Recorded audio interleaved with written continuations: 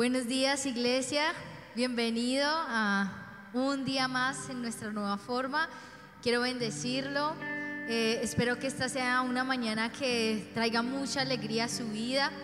Creemos en un Dios que cumple su palabra, en un Dios que es permanente, que es para siempre. Así que queremos, como siempre, animarlo, bendecirlo, darle la bienvenida a nuestro servicio, recordarle que usted es luz a las naciones donde quiera que usted esté, que la iglesia somos nosotros somos el cuerpo.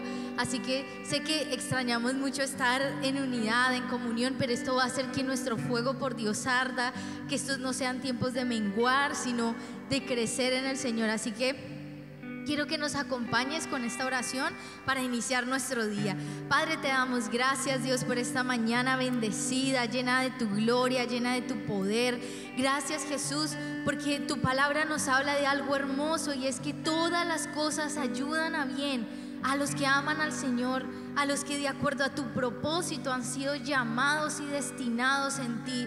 Así que yo creo, Señor, que ninguna decisión externa, ningún poder del aire, potestad del aire puede venir a decidir sobre la vida de tus hijos. Dios, tú has hecho una cubierta espiritual, tú has puesto, Señor, una paternidad como una cobertura, así como con tu pueblo hermoso, Señor, en los tiempos de esclavitud en Egipto, cuando estaban caminando por el desierto, fuiste columna de fuego, fuiste nube para cuidar y proteger. Creo que estamos en esos tiempos donde disfrutamos de eso, de una protección sobrenatural tuya, Dios, donde no nos escasea el pan, donde no nos escasea nada en nuestros hogares, donde somos guardados y cubiertos por tu preciosa sangre. Así que hoy estamos en paz, y hoy decidimos estar en paz. Hoy decidimos, Señor, buscar la paz y seguirla. Así que esta mañana, Dios, quiero alinear mi mente, mis pensamientos, mis decisiones, mis emociones a tu voluntad.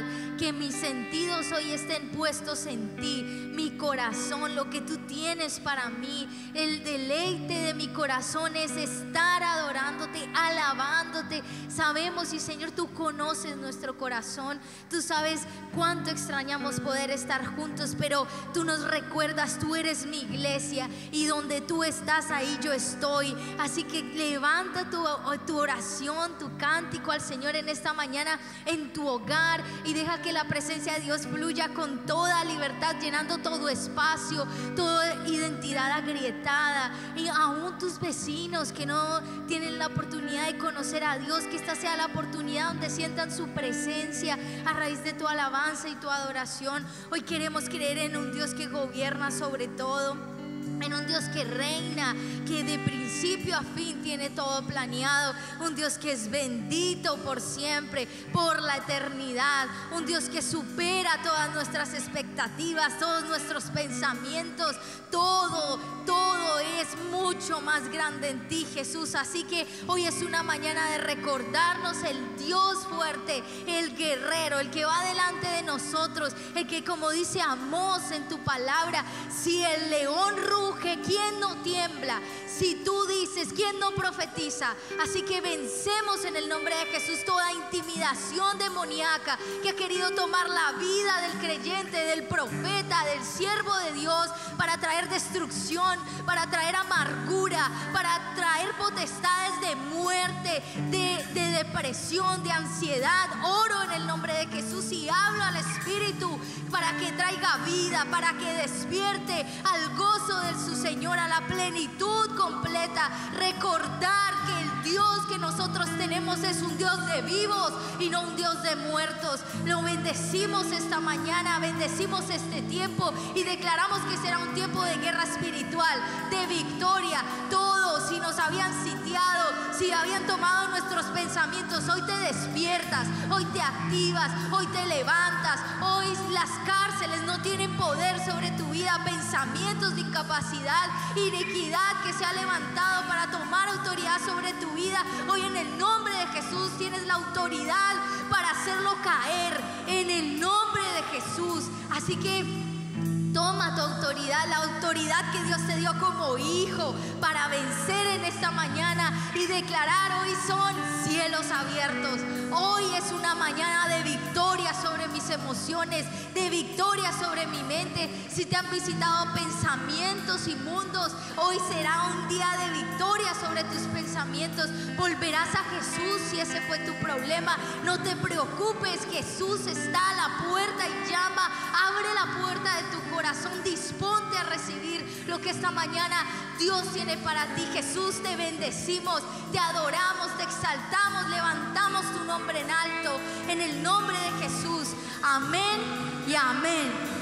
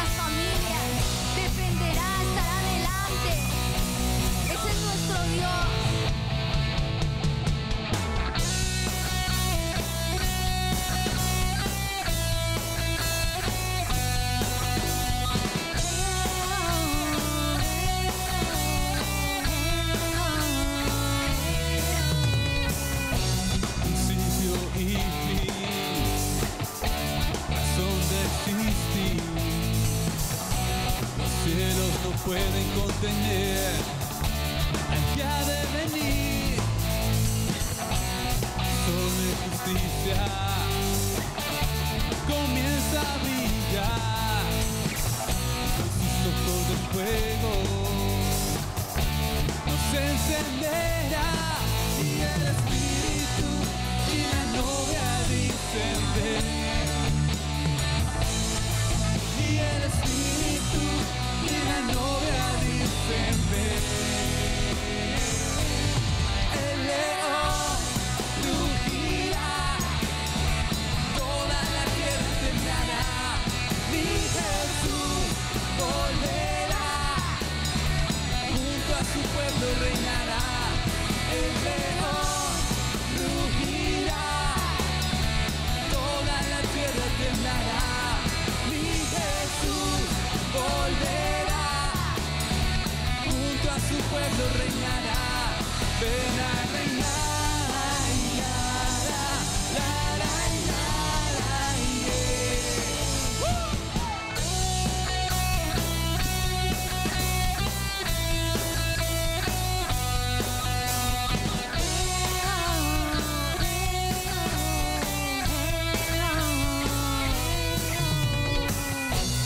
crucificado como un cordero, resucitado como un león. Y el Espíritu y la novia dicen ven. Y el Espíritu y la novia dicen ven. El león rugirá, toda la tierra temblará. Mi Jesús volverá, junto a su pueblo reinará. El león rugirá, toda la tierra temblará.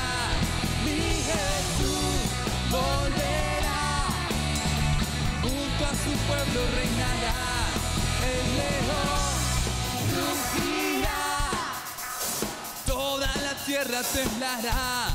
Mi Jesús volverá, junto a su pueblo reinará. El león rugirá y América Latina temblará. Mi Jesús volverá, junto a su novia reinará. Ven a reinar.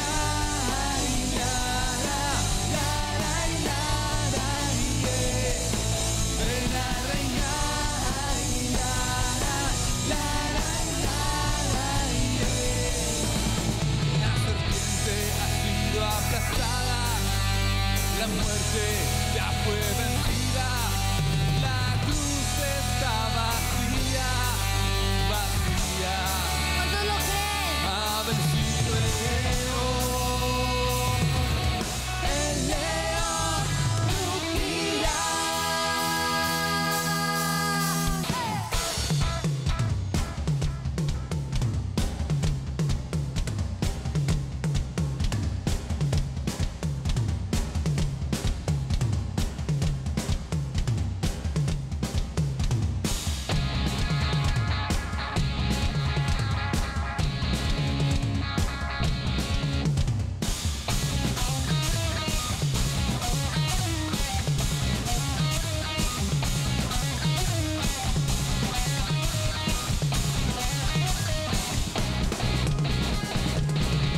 El león está rugiendo contra toda falsedad.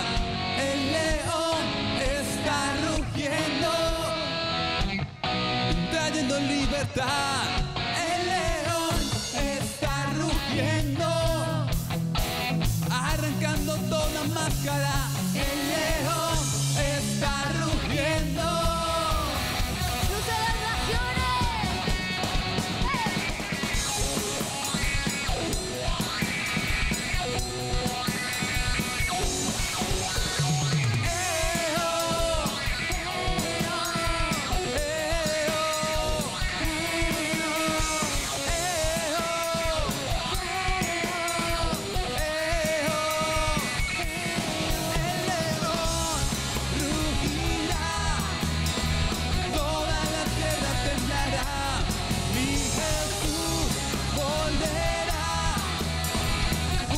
Su pueblo reinará, el león rugirá, toda la tierra temblará, mi Jesús volverá, junto a su pueblo reinará, ven a reinar, la, yeah. Ven a reinar,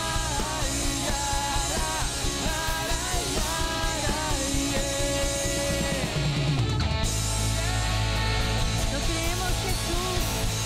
Creemos que esta es una mañana de victoria, donde tu león se levanta. Así que disfruta este tiempo con el Señor.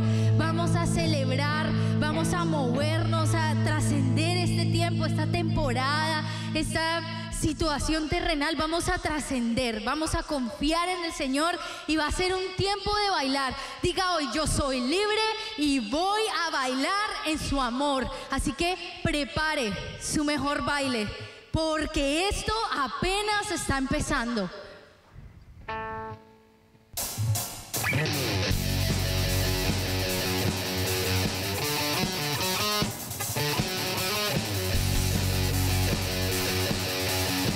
Escuche esto. Si puedes hoy creer lo que vas a escuchar, Esto es para ti. que hay un amor que te da vida y nunca fallará. Recupera tu gozo y di: Yo soy libre, voy a bailar su amor. Yo soy libre, voy a bailar su amor. ¿Quién no diría que Dios está Jesús conmigo? Dando tu vida en la cruz para mostrar su amor. haz esta declaración. Yo soy libre, voy a bailar su amor. Yo soy libre, voy a bailar su amor es eterno. En ti está la verdad, no lo puedo negar. Dios por siempre, yo voy a bailar, te alabo.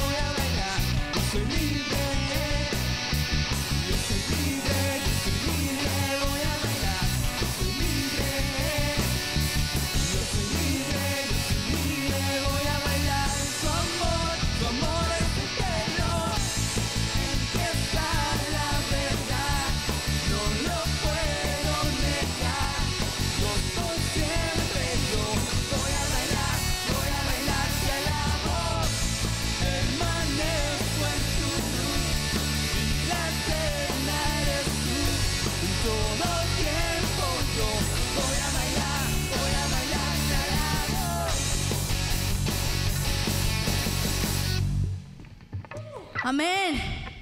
Te adoramos, Jesús. Esta es nuestra declaración, este es nuestro cántico. Son tiempos de alabarte, de adorarte con todo lo que somos. Entre más tinieblas nos rodean, más creemos quién nos rodea. Tus cánticos de libertad llenarán la tierra, y todo lo que parece tinieblas con tu luz se disipa. Así que estamos felices. Decidimos alegría. Decidimos celebración. Decidimos confiar en ti, Jesús.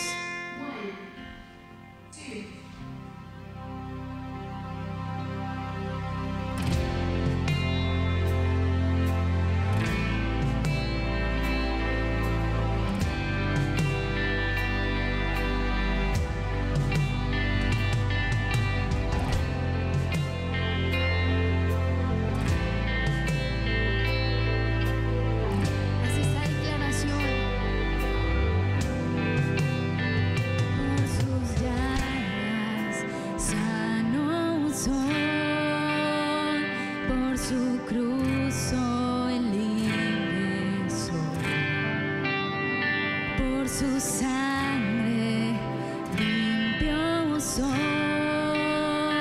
la victoria Él nos dio. Las cadenas fueron rotas, hizo todo, lo venció.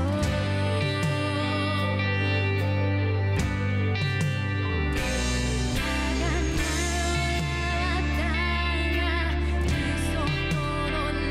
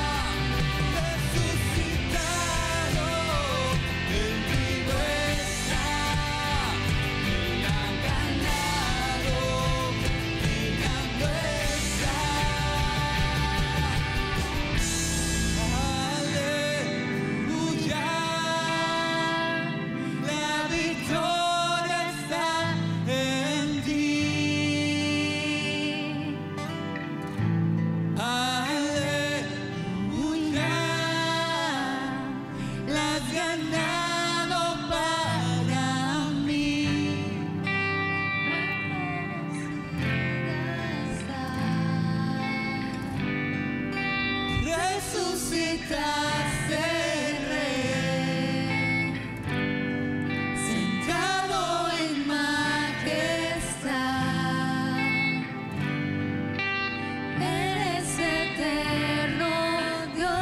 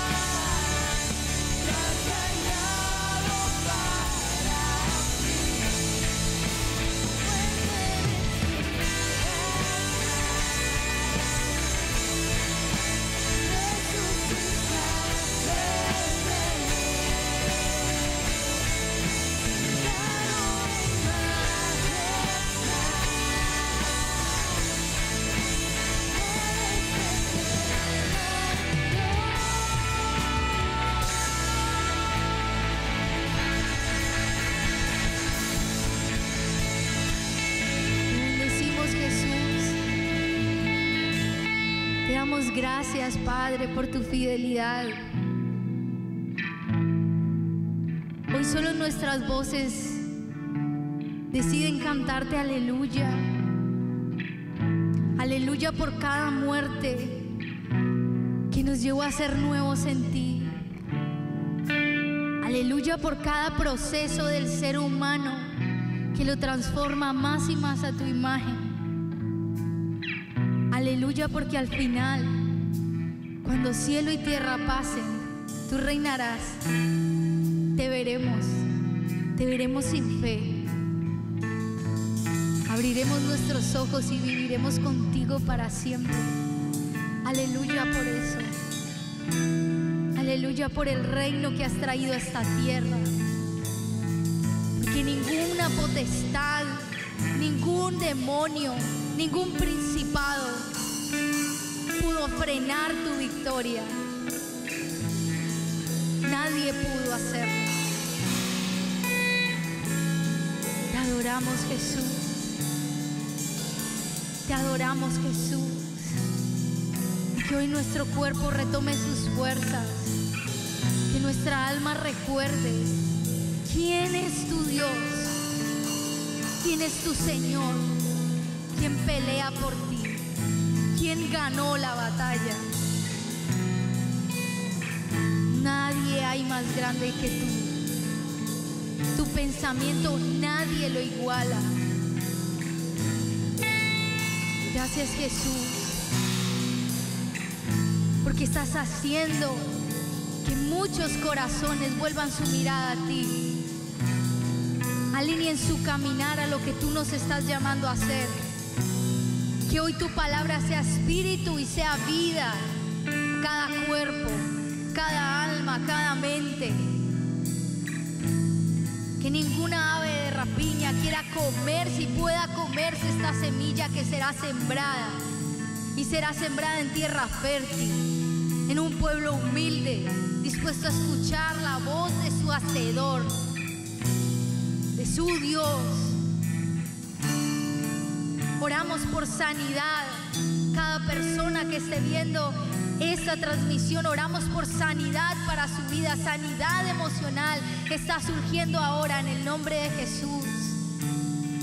Sanidad física de toda dolencia, jaquecas, molestias estomacales, afección pulmonar, cualquier cosa aún cutánea, en el nombre de Jesús. La sangre del Cordero está sanando, santificando, trayendo libertad de toda ceguera, de toda sordera. Libertad en el nombre de Jesús de toda idolatría, espíritu religioso. Libertad en el nombre de Jesús. Tu sangre cubriendo cada familia. En el nombre de Jesús lo creemos. Lo creemos en el nombre de Jesús. Tiempos de reconciliación, de sanidad completa. Recibiremos testimonios para que aumente nuestra fe. Bendito es el Dios que prometió y cumplió. Bendito eres. Te adoramos, Jesús. Dejamos este tiempo en tus manos. En el nombre de Jesús. Amén y amén.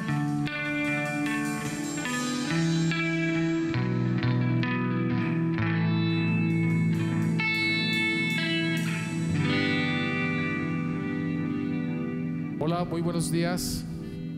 Dios los bendiga a todos. Reciba un saludo bien cordial, un saludo bien especial en esta mañana a cada persona que a esta hora se está conectando en directo con nosotros. Este es un buen tiempo, este es un tiempo de libertad, este es un tiempo para compartir la poderosa palabra de Dios. Antes de empezar, quisiera invitarlo a que en ese tiempo oremos. Y quiero invitarlo especialmente para que oremos por la iglesia. Se está gestando una apertura para la iglesia, pero con una cantidad de protocolos donde usted, yo creo que se ha podido enterar de que en este nuevo tiempo la iglesia se puede abrir, pero que la alabanza no puede durar mucho, en que solamente puede entrar el 30% de las personas que normalmente entran a la iglesia, que entre persona y persona deben de haber más o menos 2 metros de distancia, que hay que usar tapaboca obligatorio, que la alabanza tiene que usar tapabocas, que el pastor tiene que usar tapabocas, que no se puede dentro de la iglesia abrazar ni darle la mano a nadie, que se acaba el servicio inmediatamente, hay que salir, que los niños no pueden entrar, que los ancianos no pueden entrar, que los enfermos no pueden entrar. Entonces yo pienso que tenemos que levantarnos en oración, tenemos que ir hasta donde nuestro Padre y manifestarle nuestra inconformidad, porque hay personas que quieren manejar la iglesia como ellos quieren, y necesitamos que en este tiempo Dios se manifieste y que sea Dios quien nos indique y quien nos oriente cómo debemos abrir la iglesia y cómo debemos operar en este tiempo. Entonces vamos a orar, vamos a pedir al Señor que se glorifique, que se manifieste, que todos esos ataques del enemigo se caigan y se destruyan, y que la iglesia pueda orar con total libertad, porque la iglesia antes contribuye al desarrollo, contribuye al bienestar de la ciudad, del país, porque nosotros oramos para que todo esto cese, para que todo esto pase.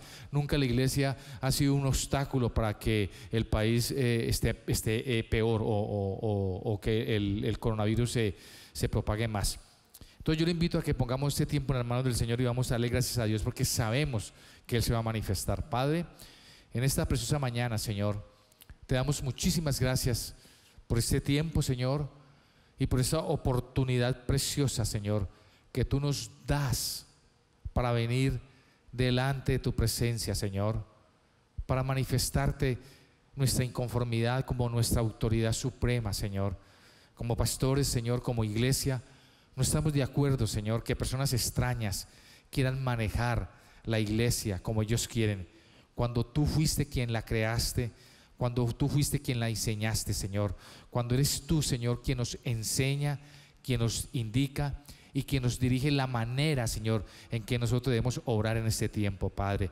Oramos en esta mañana, Señor, para que tu poder y para que tu gloria se manifieste, Señor, para que todo ataque del maligno en contra de tu iglesia, Señor, hoy caiga en el nombre de Jesús.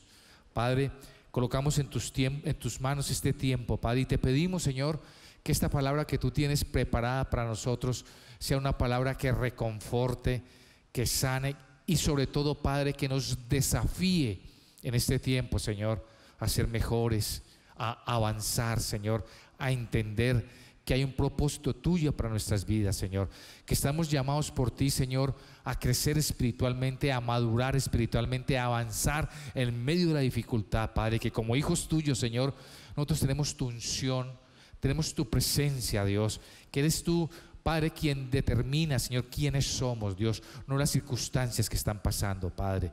Hoy dejamos en tus manos este tiempo, Padre, y te pedimos, Dios de la gloria, que nos bendigas, que nos ayudes, que nos levantes y que nos fortalezcas, Dios.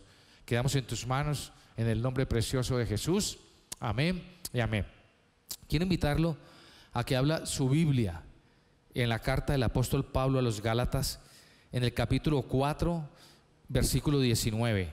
Capítulo 4, versículo 19. Libro de Gálatas. Vamos a leer la palabra en el nombre del Padre, del Hijo y con la unción y revelación del Espíritu Santo. La palabra de Dios dice: hijitos míos, por quienes vuelvo a sufrir dolores de parto hasta que Cristo sea formado en vosotros. Estas son unas palabras muy hermosas que el apóstol Pablo le da a la iglesia de los Gálatas. Y el apóstol Pablo les dice a ellos de que nuestra función como cristianos es crecer espiritualmente.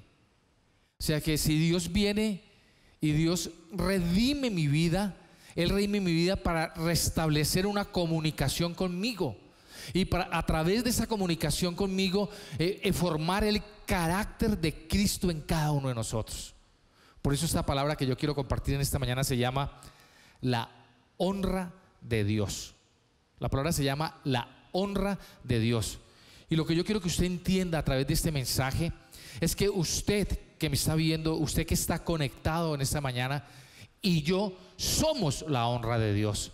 Pero para poder ser la honra de Dios, el carácter de Cristo debe estar formado dentro de nosotros. Para ser la honra de Dios, para que lo que usted haga, lo que usted hable, lo que usted ejecute, las decisiones que tome, usted honren al Señor, honren a Dios, glorifiquen a Dios. Usted tiene que tener formado, como decía el apóstol Pablo a la iglesia de los Gálatas, formado el carácter de Cristo en sus vidas. O sea, está bien, yo quiero la salvación, obvio quiero la salvación. Yo quiero que mi vida sea transformada, yo no quiero pecar más, obvio que no quiero pecar más. Pero eso no debe ser lo único que a mí me mueva. No me puede mover solo la salvación, solo el no pecar, sino que me tiene que mover la madurez espiritual, me tiene que mover el crecimiento espiritual, me tiene que mover que mi mayor anhelo es que el carácter de Cristo sea formado en mi vida. Y si Dios a través de la cruz de Cristo, a través de su Hijo, me dio esa libertad, es porque Él quiere establecer conmigo una comunicación directa donde Él me instruya, me oriente a través del Espíritu Santo para que el carácter de Cristo sea formado en mí. Y esa parte es muy importante, porque lo que Dios quiere es que nosotros seamos transformados a la imagen de su Hijo.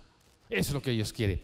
Cuando vamos a la Biblia, el apóstol Pablo le escribe a la iglesia de Roma en el capítulo 8, versículo 29, le escribe lo siguiente: porque a los que antes conoció, también los predestinó, y escuche esto, ¿a qué?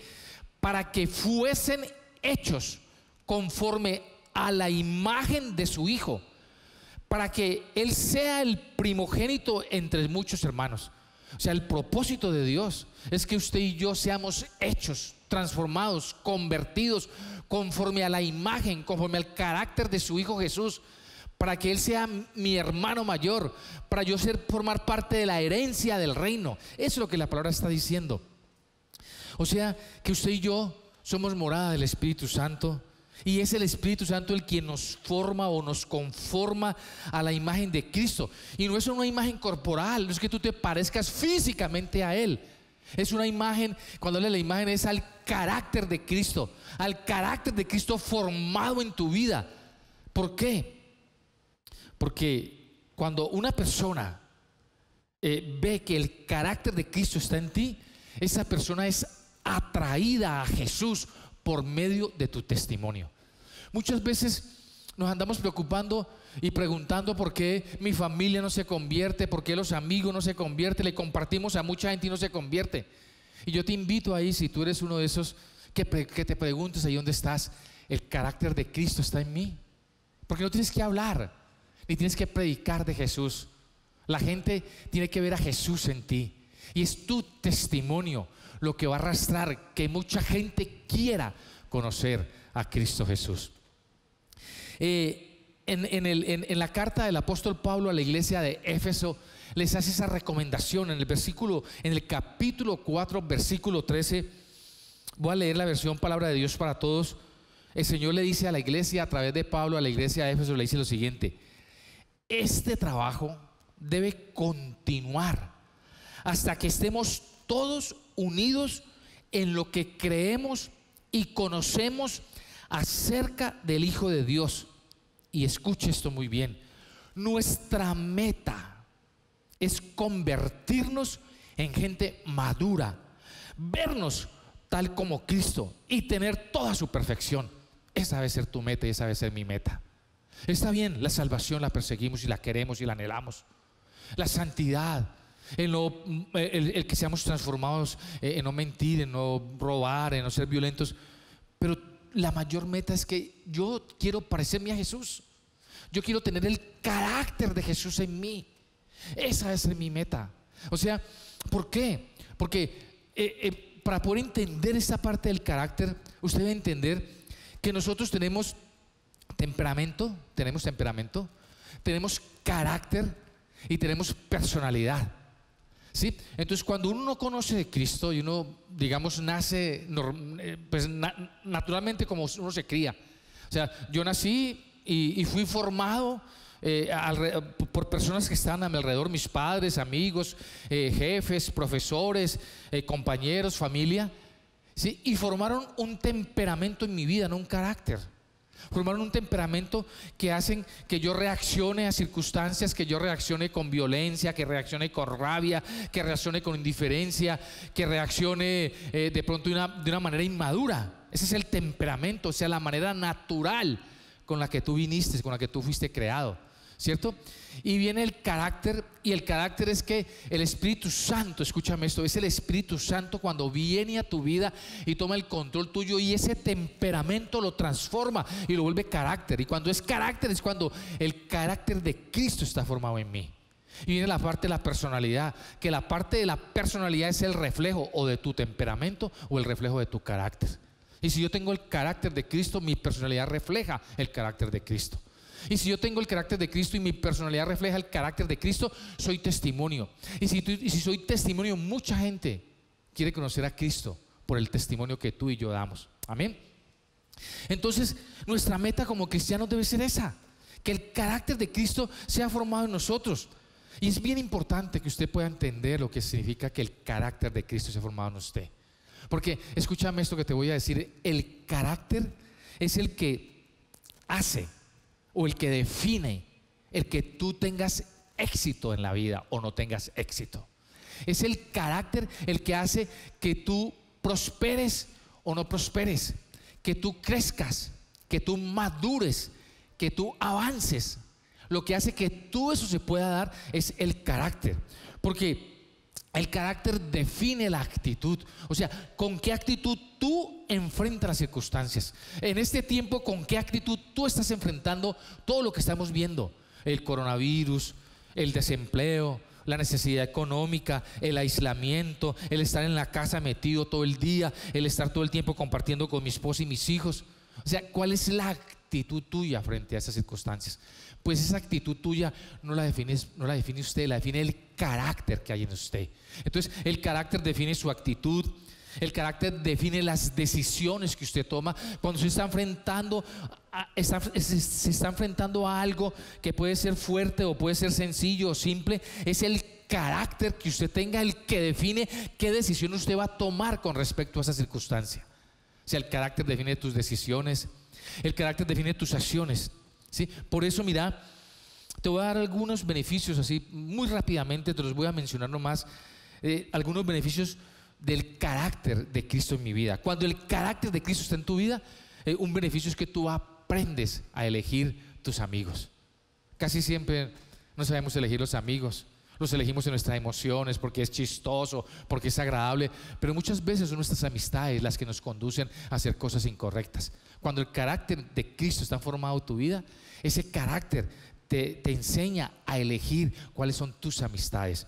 El carácter de Cristo hace que tú reconozcas y encuentres el propósito que Dios tiene para tu vida.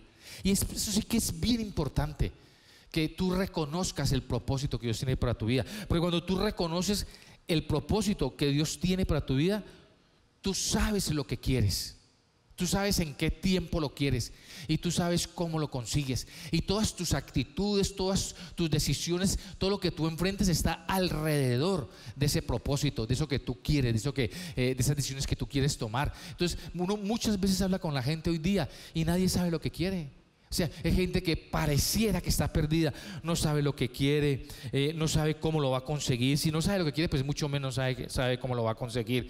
Y qué bueno que usted pueda decir, hombre, yo sé lo que quiero de esta vida, pero no porque lo aprendí en mis fuerzas, sino porque el carácter de Cristo fue formado en mí. Y hoy sé lo que quiero, hoy sé cómo lo quiero, y hoy sé cuál es el tiempo en que Dios me va a permitir alcanzar eso, y me preparo y me capacito para alcanzar ese propósito. O sea que cuando yo entiendo eso, yo sé cómo enfrento las circunstancias.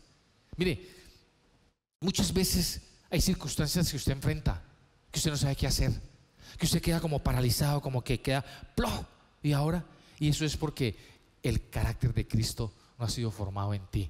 Porque cuando el carácter de Cristo ha sido formado en ti, tú siempre vas a saber enfrentar la circunstancia que venga, cualquiera que ella sea, porque vas a entender que tú naciste para gobernar, no para que te gobiernen. Amén.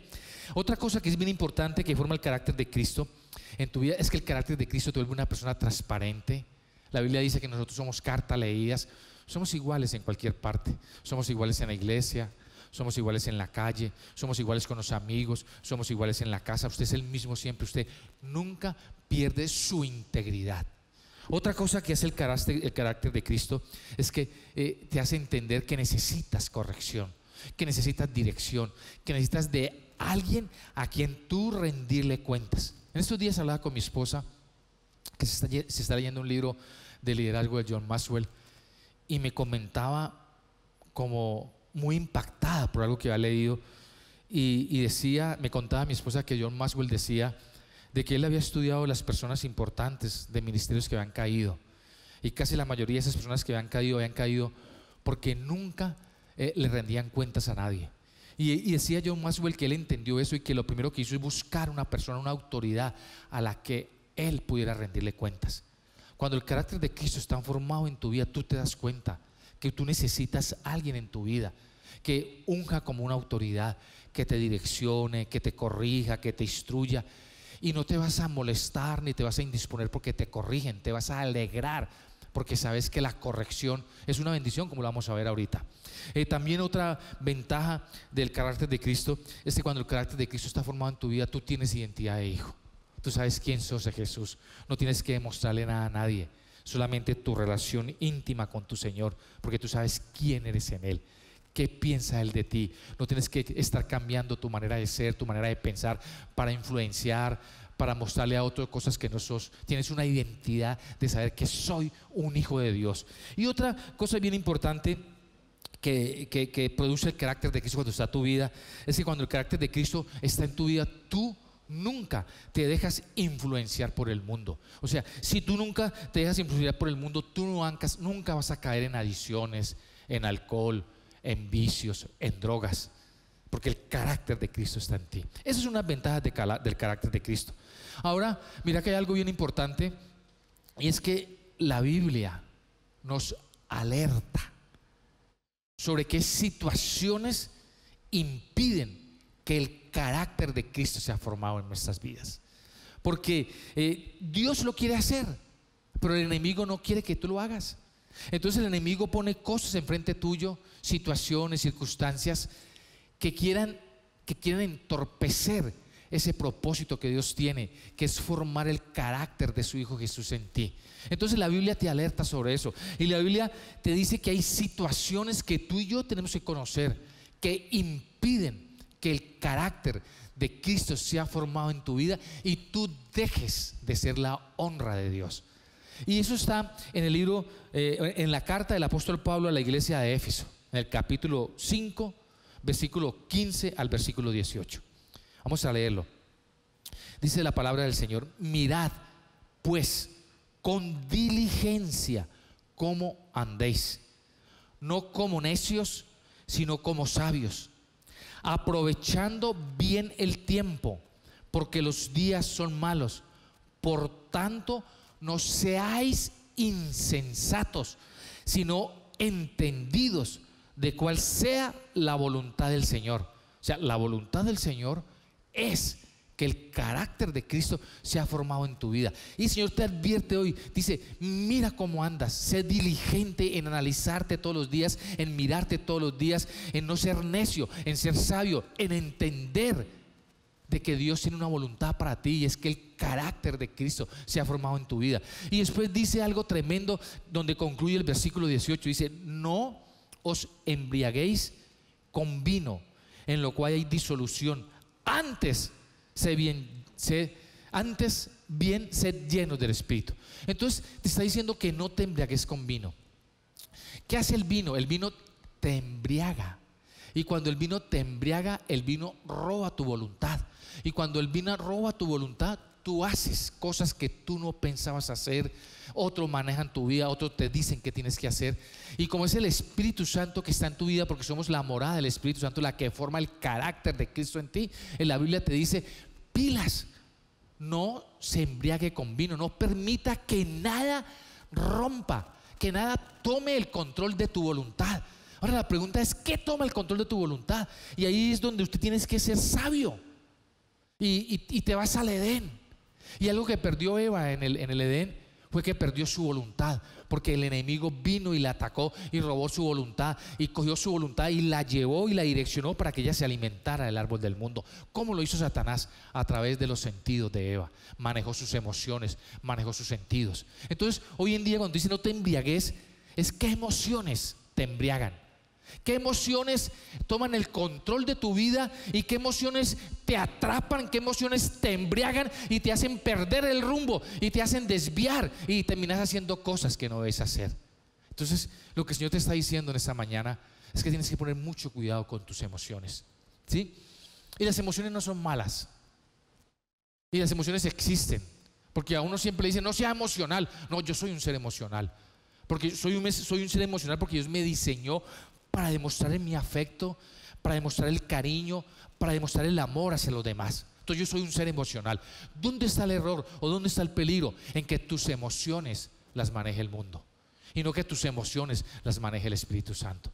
Cuando tus emociones las maneja el Espíritu Santo, tus emociones te conducen a Cristo, te conducen a que el carácter de Cristo sea formado en tu vida. Pero cuando tus emociones son administradas por el mundo, cuando tus emociones las guía el mundo, esas emociones te desvían de Dios, porque lo que Satanás quiere es que tú te desvíes de Dios. Que eso fue lo que le dijo a Eva: con que Dios te ha dicho que si comes de este árbol vas a morir. Pues no vas a morir. Lo que pasa es que usted no tiene que estar conectado a Dios para ser como Dios. Tú puedes conectarte al mundo y te conectas al mundo y el mundo te da una enseñanza y tú vas a ser igualito al Señor. Y dice la Biblia que ella vio, oyó, olió, cogió y comió. O sea, utilizó todos sus sentidos. O sea, los sentidos son tu voluntad. Vino Satanás, te engañó, tomó tus emociones y tu voluntad se perdió. ¿Sí? Eso es lo que tú tienes que poner cuidado. ¿Qué cosas Satanás usa a diario para tomar el control de tus emociones? Porque el día que toma el control de tus emociones, roba tu voluntad y tú terminas haciendo cosas que no debes hacer. Uno como pastor todos los días habla con gente que hace cosas incorrectas. Y uno dice: ¿qué pasa? Y dice: no sé lo que me pasa, yo sé que está mal hecho, pero termino haciéndola. Y es porque el enemigo ha tomado el control de sus emociones. Entonces los celos, yo no quiero gritar, yo no quiero contestar feo, pero es que me da tanta rabia cuando yo veo a mi esposo o a mi esposa conversando con esta, y entonces mis emociones toman mi voluntad y grito. Una cosa, otro, el dinero. No, es que yo vi ese carro y me pareció tan lindo, y si soy hijo de Dios yo tengo derecho a él, entonces yo hice ese torcido para conseguir. O sea, tantas cosas que uno está haciendo a diario, porque sus emociones están contaminadas por el mundo, y tus emociones contaminadas por el mundo roban tu voluntad.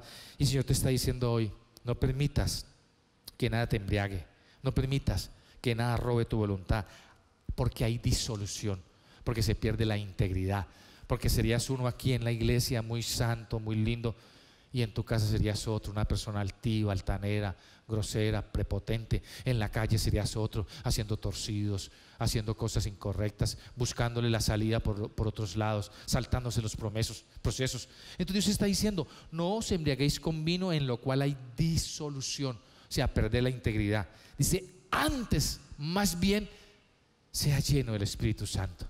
O sea, antes más bien que esas emociones tuyas las gobierne el Espíritu Santo, para que tu vida sea dirigida por nuestro Señor Jesucristo. Amén. Las emociones son una alteración del ánimo. O sea, las emociones son algo que de pronto te alteran el ánimo, como cuando tú estás así tranquila y te dicen, ve, ¿te acordás de este man? Te estaba buscando con $1.000.000 que te debía. ¿En serio? Y usted se emociona todo y sale corriendo a ver quién era el que le iba a pagar. O sea, una alteración del ánimo, ¿cierto?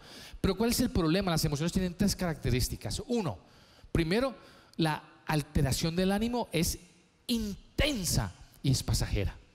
Intensa es que usted ve y que no, ya tengo novio y no, y usted no sabe qué hacer. Y a los poquitos días, a los 2 o 3 días lo ve y dice, no, ese man me salió más torcido, ese man es así, así, así. O sea, esa emoción pasó.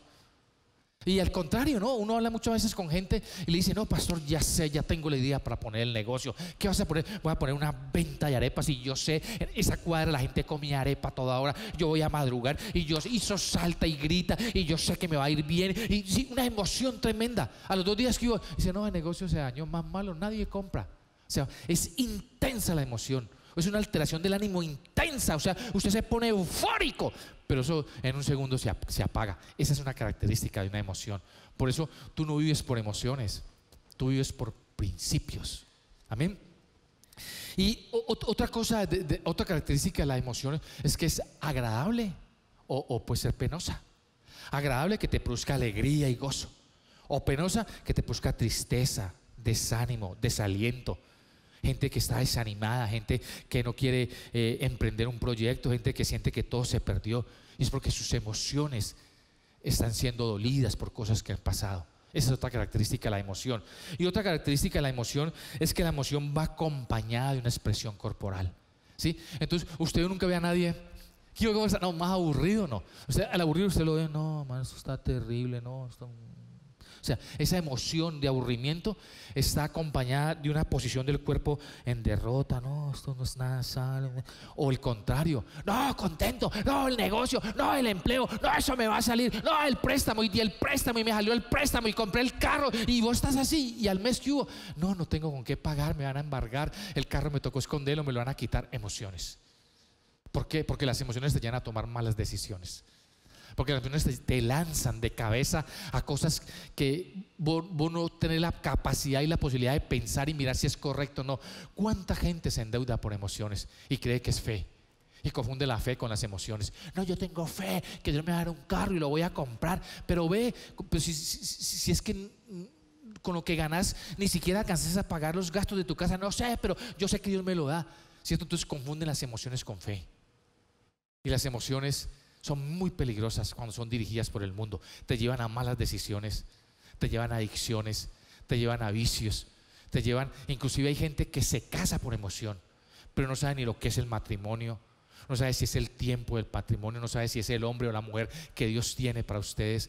Pero sus emociones lo llevan a tomar esa decisión de casarse, lo llevan a adicciones al sexo, lo llevan a adicciones a la pornografía, adicciones al alcohol, a las drogas, a vicios, por las emociones. Entonces las emociones son muy peligrosas.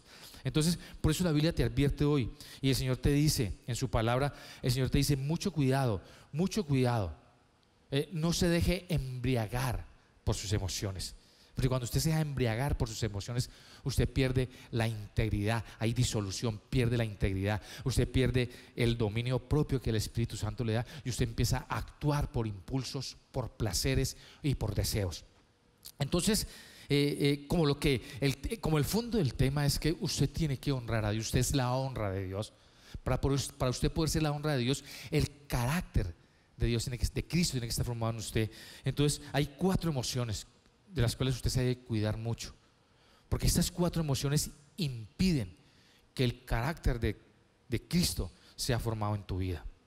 La primera está en el libro de Sofonías, capítulo 3, versículo 1, versículo 2. Sofonías es un profeta que posexilio, cuando Israel fue invadida por los asirios y se la llevaron cautiva, Sofonías salió a manifestar las causas por las cuales Israel había sido invadida. Y Sofonías dice, voy a leer este capítulo 3, versículo 1 y 2 en la traducción lenguaje actual.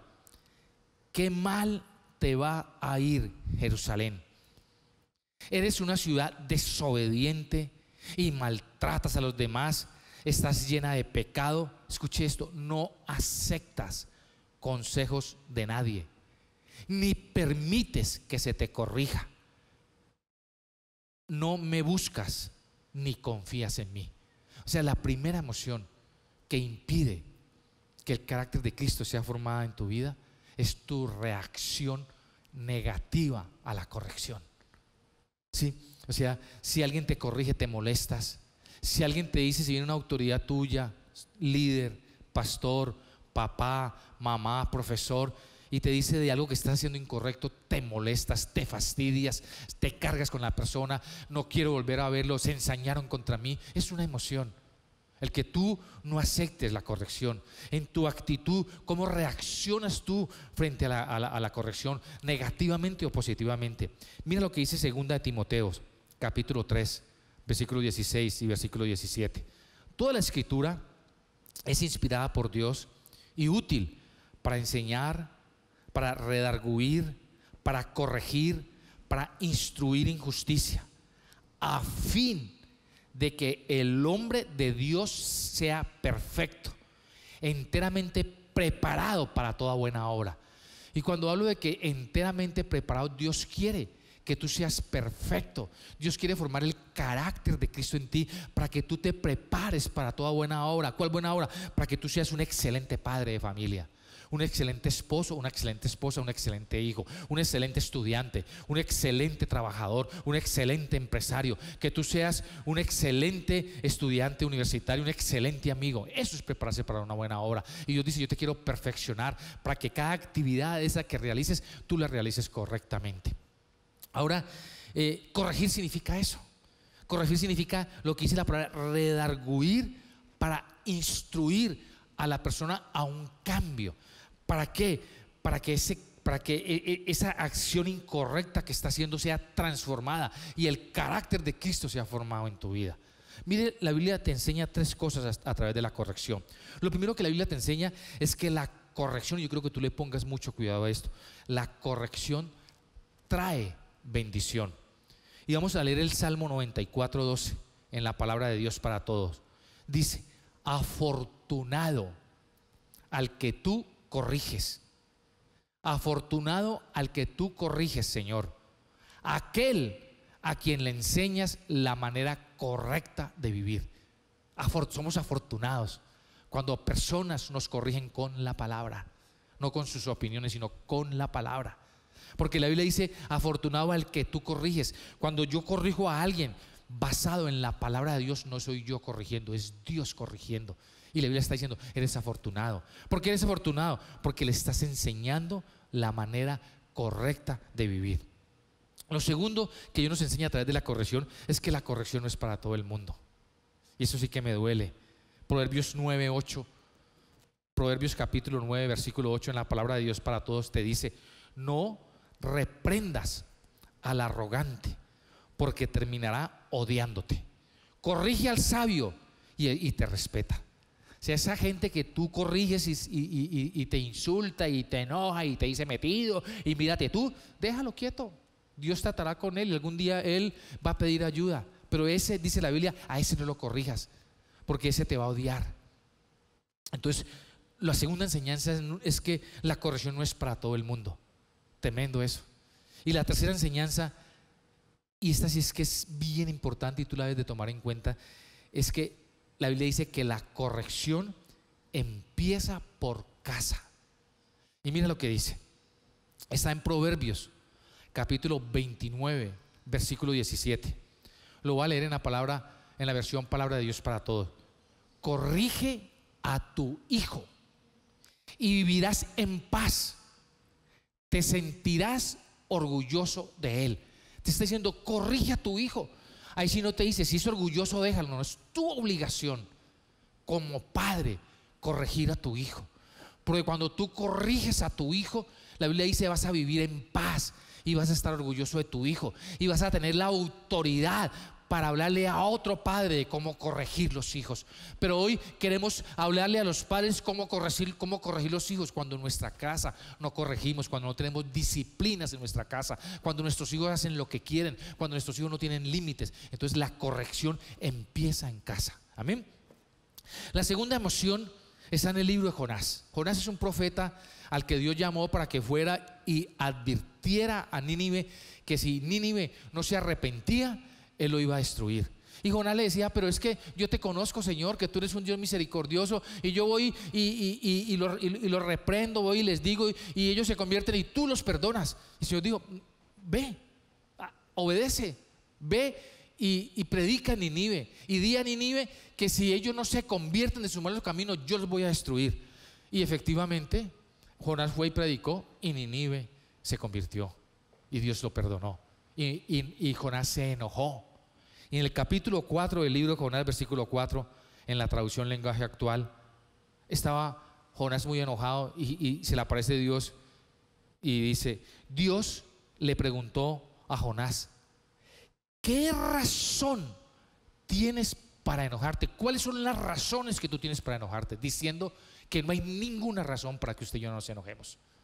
En la Reina Valera dice que llega y le pregunta a Jonás: Jonás, ¿está bien que tú te enojes? ¿Es bueno que tú te enojes? O sea, como mostrando que el enojo es malo. Y la segunda emoción que impide que el carácter de Cristo sea formado en mi vida es el enojo. Porque el enojo es un peligro, hermano. Póngale cuidado. El enojo, dice la Biblia en Eclesiastés 7:9, dice la Biblia que el enojo es una necedad. No te apresures en tu espíritu a enojarte, porque el enojo reposa en el seno de los necios. O sea, una persona que se enoja es necia, que no sabe qué hacer, que no sabe para dónde va, que no sabe decidir, que es torpe, que es inconsciente, que es insensata, que sabe que no puede hacer las cosas y las hace. Esas son las que se enojan. El enojo, dice la Biblia, te lleva a hacer locuras. Proverbios 14:17: el que fácilmente se enoja hará locuras. ¿Por qué? Porque el enojo es una emoción que toma el control de tu voluntad y te lleva a hacer cosas que después te vas a arrepentir. Otra cosa, hermano, y esa parte sí, es que el enojo es una cadena. El enojo te lleva al rencor. El rencor te lleva al orgullo. El orgullo te lleva a la envidia. Y la envidia te enferma. Y todo empieza en el enojo. El enojo te lleva al rencor. Levítico 19:18, palabra de Dios para todos. No se abriguen rencores ni sean vengativos con sus compatriotas. Más bien, ames a sus semejantes como a sí mismos, porque yo soy el Señor. O sea, que el enojo no te lleve al rencor. O sea, que el enojo no embriague rencor en vos. Uy, lo odio, uy, no lo quiero ver, uy, es que donde lo vea, mejor dicho, es que se las voy a decir es todas. El enojo produce rencor. El rencor, cuando estás rencoroso, te lleva a ser orgulloso. El rencor, mire lo que dice el Salmo 10:6, Salmo 10:6, traducción lenguaje actual. En su interior, la persona enojada, en su interior piensa, la persona rencorosa, en su interior piensa que jamás fracasará, que nunca tendrán problemas y que siempre serán felices. ¿Por qué? Porque el rencor, el rencor que produce el enojo te hace orgulloso. A mí no me va a pasar nada, y querés acabar y querés destruir y querés maltratar y piensas que nada te va a suceder. ¿Por qué? Porque el enojo te lleva al rencor, el rencor te lleva al orgullo, el orgullo te lleva a la envidia. Salmos 73:3, palabra de Dios para todos. Sentí envidia al ver que los arrogantes tenían éxito y los perversos se enriquecían. O sea, sentís envidia. Estás tan rencoroso, estás tan enojado, estás tan orgulloso que no puedes entender cómo hay otros que prosperan y vos no prosperás. Y si sos cristiano, peor. Si sos cristiano, te da más rabia. Es increíble que ese man, que es un inconverso, que es un adúltero, que es un fornicario, le está yendo bien. Yo no sé por qué no cae fuego del cielo y lo destruye. ¿Por qué? Porque tienes esa envidia que te la producido el enojo, el rencor, el orgullo, y te da envidia. Y la envidia, dice la palabra, te enferma. Proverbios 14:30, palabra de Dios para todos. La mente tranquila, la mente que no se enoja, la mente que es apacible, es salud para el cuerpo. Pero la envidia causa enfermedades. Amén. La tercera emoción que impide que el carácter de Cristo sea formado en tu vida, recordar la primera: una actitud negativa frente a la corrección, no querer rendir cuentas, no querer obedecer. La segunda, enojarte por cualquier cosa. La tercera está en el libro de Jueces, capítulo 16, versículo 1, y habla de la historia de Sansón. Sansón fue un juez de la Biblia, tenía una posición importante, era nazareo de la creación, Era nazareo. Dios, cuando nació, su papá y su mamá dijeron: va a ser nazareo, lo vamos a consagrar al Señor, ¿sí? Y Sansón tenía un don especial. Cuando Sansón iba a enfrentar algo, la Biblia dice que el Espíritu Santo venía sobre él y le daba una fuerza descomunal que lo llevaba a triunfar frente a las adversidades que enfrentaba. Y Sansón nació con un propósito: liberar al pueblo de Israel de los filisteos. Pero dice Jueces capítulo 16 versículo 1 que fue Sansón a Gaza y vio allí a una mujer ramera y se llegó a ella. O sea, la tercera emoción que impide que el carácter de Jesús sea formado en tu vida es la distracción. La distracción, que es pensar primero en los placeres, en las pasiones, en los deseos, en la diversión, antes que en el propósito que Dios tiene para tu vida. Y esa parte me parece muy importante, hermano, porque la distracción lo que hace es robar el propósito de Dios. La distracción, o sea, Eva tenía un propósito de Dios. Satanás vino y la distrajo del propósito. La distracción lo que hace es que tú quites tu mirada de Dios. No, no vas a morir, es que vas a ser igual a Él, ¿sí? Mira para acá, deja de mirar a Dios, mira para acá, que cuando mires para el mundo vas a ser igualita a Dios, porque eso es lo que hace la distracción. La distracción quiere desviarte del Señor. O sea, tienes que poner mucho cuidado con la distracción, porque la distracción quiere robar el propósito que Dios tiene para tu vida. Quiere distraerte, quiere llevarte a enfocar en cosas que nada van a contribuir en el propósito que Dios tiene para ti, ¿sí? Y usted mira cómo terminó Sansón. ¿Cómo terminó Sansón? Una persona que fue diseñada por Dios para ser un juez, con unas características especiales, con un don sobrenatural, la presencia del Espíritu Santo. Pero hay una partecita por allá hacia el final de la vida de Sansón que dice: no, cuando Dalila le dijo: ay, vienen los filisteos, él dijo: no, yo vuelvo y me paro como otras veces y me defiendo como otras veces con esa fuerza. Y dice la Biblia algo tremendo, pero no se ha dado cuenta Sansón que el Espíritu de Dios lo había abandonado. Y eso es lo que hace la distracción, hace que el Espíritu Santo se apague en tu vida. Y cuando el Espíritu Santo se apaga en tu vida, tú pierdes la dirección, tú pierdes el control, tú pierdes el camino, tú pierdes el destino. Tu vida se enclaustra, se esclaviza en un punto específico y de ahí no sales. Y la cuarta emoción que impide que el propósito de Dios sea formado en tu vida está en el Salmo 73, 21. Lo voy a leer en la Nueva Versión Internacional. Se me afligía el corazón y se me amargaba el ánimo, dice el salmista. O sea, la cuarta emoción es el desánimo. O sea, el desánimo es una manifestación de incapacidad que tú sientes cuando enfrentas una dificultad y tú sientes que no puede, y tú como que dices: yo eso no lo puedo hacer. Y inmediatamente tú sientes que no solamente no puedes hacer eso, sino que eso pareciera que te mostrara que tú no puedes hacer nada. Entonces te sientas, te acuestas, no quieres emprender nada, no quieres hacer nada, sientes que no sirves para nada, sientes que perdiste tu fuerza, que perdiste tu dirección. ¿Por qué? Porque permitiste que el desánimo viniera a tu vida. Y algo que tú y yo tenemos que entender es que Jesús murió en la cruz para hacernos libres. Algo que su palabra dice es que en el amor de Cristo, usted y yo somos más que vencedores. Y escúchame esto: si tú y yo somos más que vencedores, el desánimo no tiene cabida ni en tu vida ni en la mía. Tienes que poner mucho cuidado con el desánimo.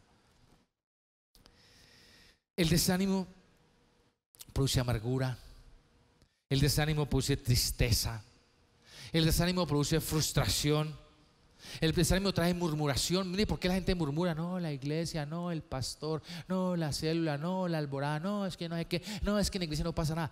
Esa gente que está desanimada, y como está desanimada, eso murmura de todo el mundo, porque se siente tan frustrada, se siente tan negativa, se siente tan acabada, que vino a la iglesia y no pasó nada. No, la iglesia no sirve para nada, el pastor no sirve para nada, la célula no sirve para nada, el hogar no sirve para nada, el alborada no sirve para nada, la palabra no sirve para nada. La murmuración es una evidencia de una vida en desánimo, de una vida frustrada, de una vida amargada, de una vida en que perdiste el anhelo y el deseo de vivir. Y la amargura, escucha esto, es un estorbo para que Dios haga la obra en ti. Hebreos capítulo 12, versículo 15 dice: mirad bien, no sea que alguno deje de alcanzar la gracia de Dios, que brotando alguna raíz de amargura que nació en el desánimo, que brotando alguna raíz de amargura os estorbe y por ella muchos sean contaminados. O sea, la amargura mata el poder del Espíritu Santo en tu vida. Una persona amargada, una persona desanimada, es una persona espiritualmente muerta. 4 emociones que tú tienes que poner cuidado en esta mañana. Y en este tiempo, iglesia, en este tiempo donde estamos enfrentando situaciones fuertes, estamos enfrentando un mundo que te está diciendo que tú no eres capaz, que hay desempleo, que hay hambre, que hay escasez, que no puedes venir a la iglesia con libertad a adorar a tu Dios, que te quieren enclaustrar en tu casa, que te quieren robar la libertad. Ese es el tiempo en que tú necesitas levantarte más hoy en oración, más en presencia, más en dirección y decirle: Señor, en este tiempo es que necesito que el carácter de Cristo sea formado en mí, para saber cómo enfrento las circunstancias, porque yo quiero ser la honra de Dios. Muchas veces, hermano, tus actitudes de fracaso, de miseria, de destrucción, de frustración, muestra que en ti hay un Dios muerto. Cuando tú eres la honra de Dios, cuando tú tienes que mostrar que Dios está vivo, que Jesús está vivo, que murió por ti y por mí, para en este tiempo mostrarle a un mundo que está sin esperanza, que está muriendo, que hay un Dios vivo que vino por nosotros y vino a rescatarnos. Mira lo que dice Hebreos capítulo 11, versículo 16. Y me impacta ese versículo, porque el capítulo 11 de Hebreos habla de la fe. Y cuando empieza a hablar de la fe, empieza a hablar como el salón de la fama de la fe, los grandes hombres de la fe bíblicos, ¿sí? Y dice en el versículo 16 del capítulo 11, lo voy a leer en la Nueva Versión Internacional. Dice: antes bien, hablando de todos estos hombres, anhelaban una patria mejor, no una patria como esta que estamos viendo. Antes bien, anhelaban una patria mejor, es decir, la celestial. ¿Cuál es la patria celestial? La patria en la que Dios gobierna, en la que Dios está centrado, en la que Dios está al control de todas las situaciones. Y dice la Biblia: antes bien, anhelamos una patria mejor, es decir, la celestial. Y escucha esto: por lo tanto, esto es hermoso, iglesia. Por lo tanto, Dios no se avergonzó de ser llamado su Dios. O sea, los miró y dijo: ellos son la honra mía. Ellos están mostrando lo que yo puedo hacer con ellos. Ellos están creyendo en mis palabras en medio de esta aflicción, en medio de este coronavirus, en medio de este desempleo, en medio de esta inestabilidad económica en que el mundo quiere hacernos creer que estamos. Habemos personas como usted y como yo que nos paramos firmes y que decimos: no, Señor, somos la honra de Dios y vamos a mostrar que ese es un tiempo de cambios donde Dios va a tomar el control de esta nación. Y es lo que está diciendo la Biblia. Antes bien, anhelaban una patria mejor, es decir, la celestial. Por lo tanto, Dios no se avergonzó de ser llamado su Dios. Y escucha esto: y les preparó una ciudad. Ese es un tiempo de preparación.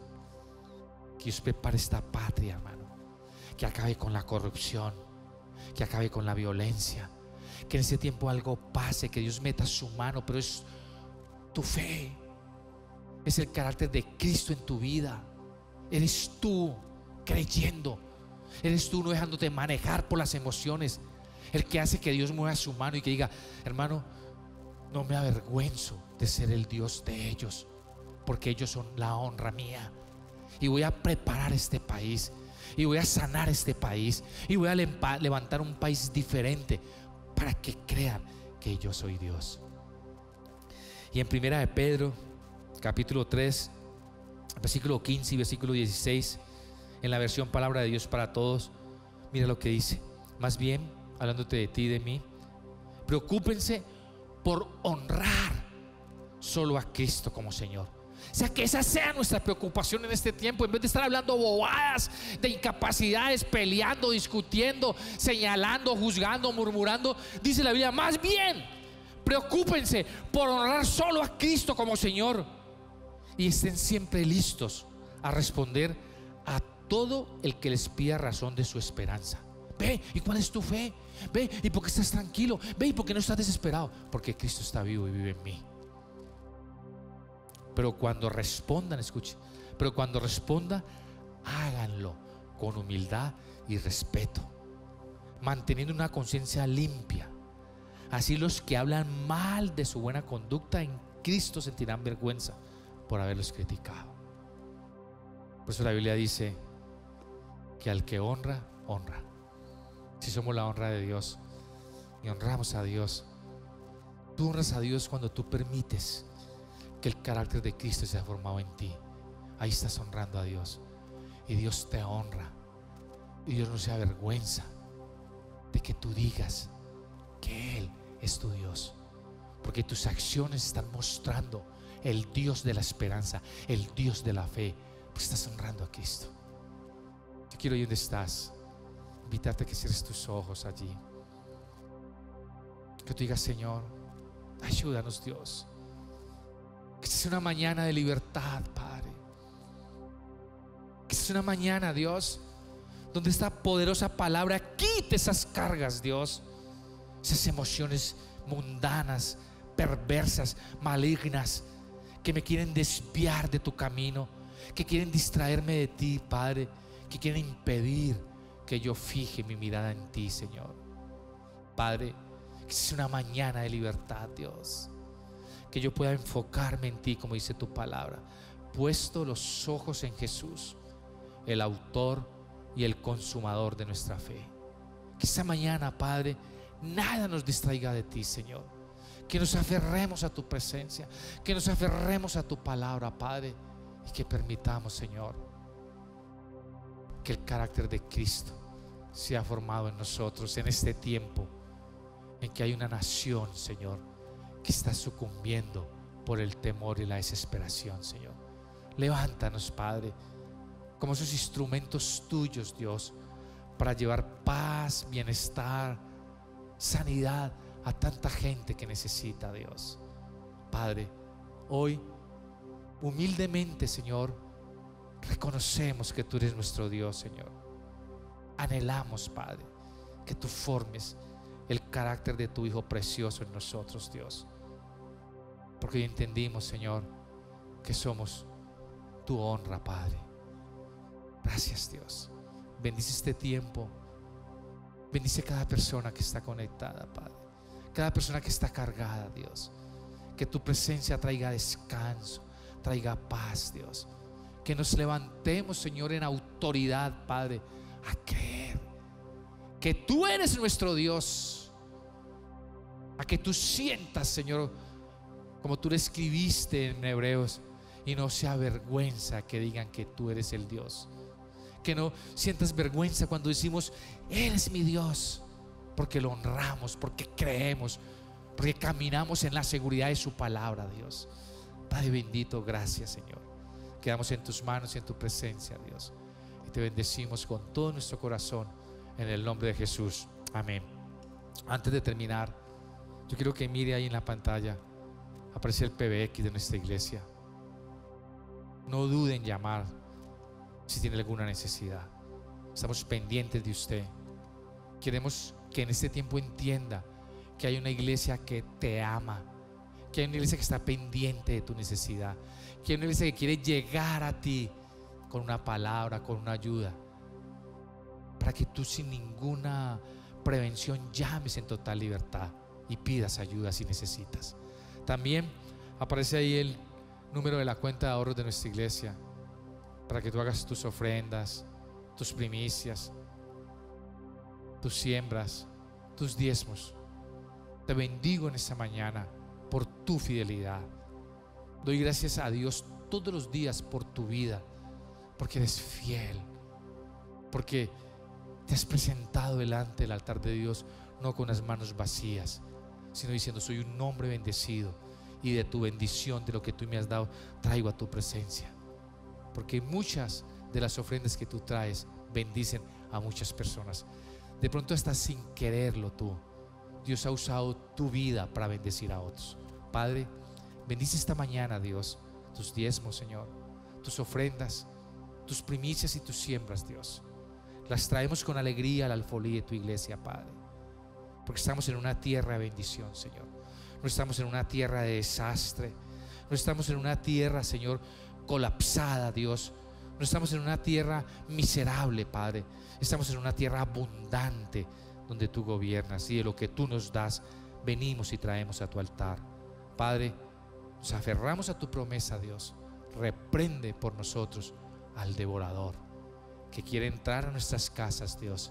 Quiere destruir nuestros hogares, quiere destruir nuestra economía, Padre. Repréndelo en esta mañana, Padre. Y vamos, Señor, hacia la libertad que tu palabra da. Padre bendito, gracias. En el nombre de Jesús, amén. Que Dios te bendiga, mi hermano. Seguimos conectados. Que Dios te guarde. Un abrazo para todos, hermanos. Los amamos con todo el corazón y anhelamos vernos y abrazarnos, hermano. Que Dios los bendiga.